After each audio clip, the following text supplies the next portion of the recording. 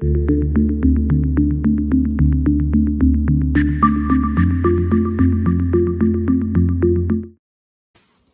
afternoon and welcome to BizTech's Asian Midday Market Watch, powered by the Smart Investor Singapore. It's Thursday and we have our regular guest, David Kuo, founder of the Smart Investor Singapore. David, great to have you on the show.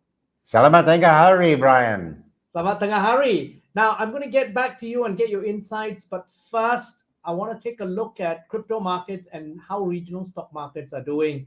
Bitcoin is still above 20,000, in fact, nudging 21. It's at 20,822.8. It's up 3.11%. Ethereum is at 1,559.02. It's up 5.37%. Now, looking across the regional stock markets, close to you, David, where you're at, the SGX is down 0.19%. Bursa Malaysia, the KLCI, is down 0.01%. Shanghai is down 0.2%. The ASX All Ordinaries is up 0.63%. The Nikkei is down 0.18%. The Hang Seng is up 1.8%. Rounding up the numbers, we've got the Kospi, which is up 1.66%. David, it's a pretty mixed market. Tell us why.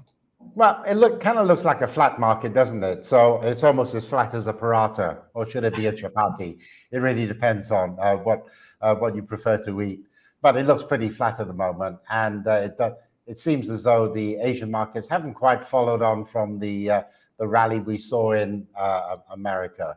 Maybe Asian investors are a little bit more skeptical about what is going on in the US and whether or not this rally that we're seeing in the Dow is going to be sustainable. Having said that, the Dow did okay, the S&P 500 did okay, but NASDAQ was a little downbeat. So it was kind of mixed over in the US as well, Brian.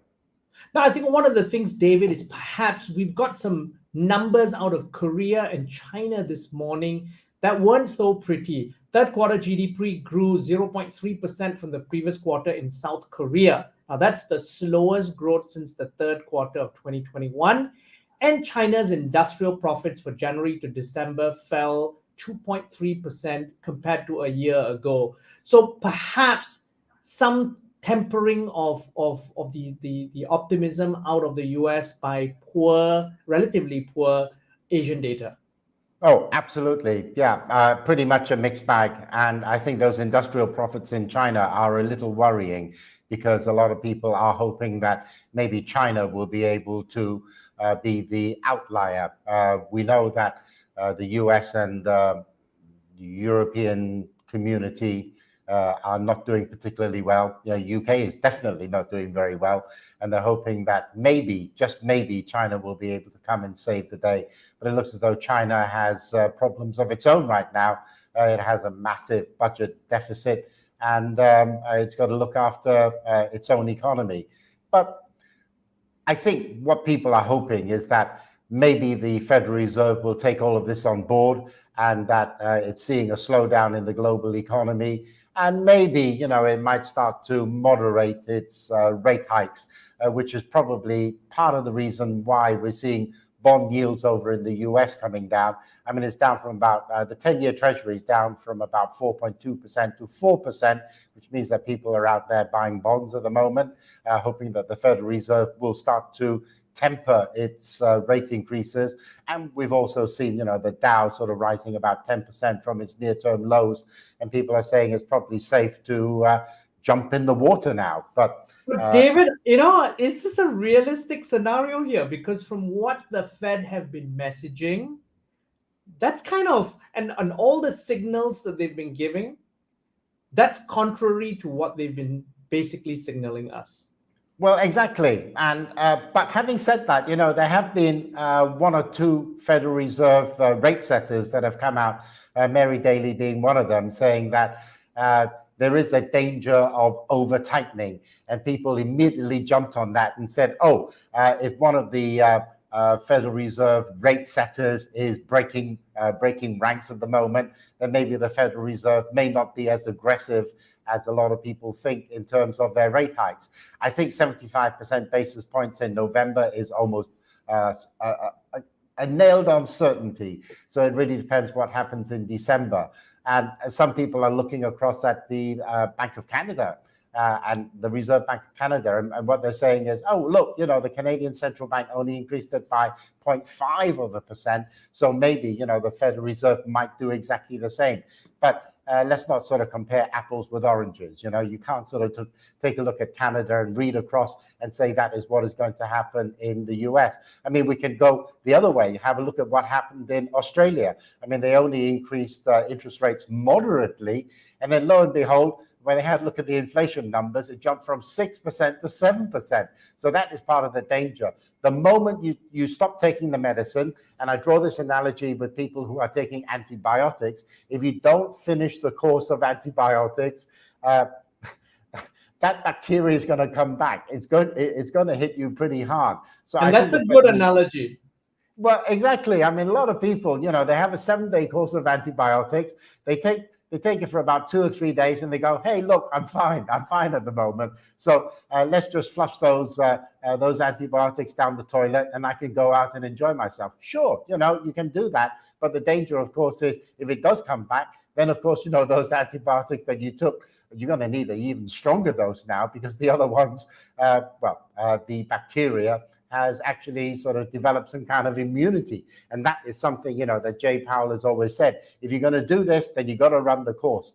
And maybe, this sort of rally we're seeing at the moment might be some people out there saying, hey, these stocks look kind of cheap, so let's go in and buy.